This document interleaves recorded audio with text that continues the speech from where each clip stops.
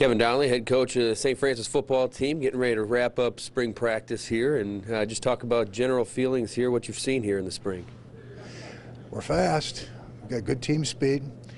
Got more returning starters than we did a year ago, so we got a little bit of experience. Do have some holes to fill, primarily in the leadership category. Got to fight at quarterback once again. Boder has a strong arm, throws the ball very well. Byerwalder's a tremendous athlete, so is Miller. Got a pretty good stable of running backs that are playing well. I think we're bigger and stronger in the offensive line. Defensively, awfully quick at all three levels. I like the way we fly around to the ball. You know, spring ball is a time where you kind of experiment schematically and move people around and try to find out what they do best. And we've done that. It's been a fun spring. We've divided the teams equally for the game. Going to move quarterbacks around to see them with different people. So they're the neutral guys. They'll be wearing the yellow shirts and nobody can touch. But you know, we just want to see them with every different position group. So I think it'll be a competitive game. Hopefully we'll stay dry. Are you seeing like a certain level of hungriness with the guys in the spring? Ross, I tell you, these guys fly around. They like to smack each other around. I feel like I'm a referee sometimes, you know, because of the aggression. They're ready to square off, and you know, it's blood. Now, all that said, you know, you like the enthusiasm, you like the fire, but you know, we got some maturity yet. Got to grow up.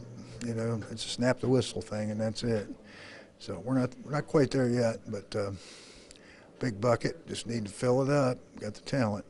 Now, looking back to last year, you know, you had a really young team moving in. Now they're a year older. Do you see any differences that kind of stand out at this point? Well, you know, we had a young team because a lot of those seniors hadn't played a whole lot, but now they're gone again. So, in terms of play time, we're more experienced as far as field experience is concerned.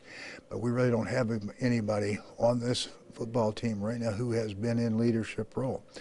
So we're going to try to develop them. I think we've got some good kids. You know, it's just have to decide, you know, what their role is and have the courage to step forward. Not easy sometimes. It's easier to kind of go with the flow, but that's what I see as the biggest thing right now that we've got to develop.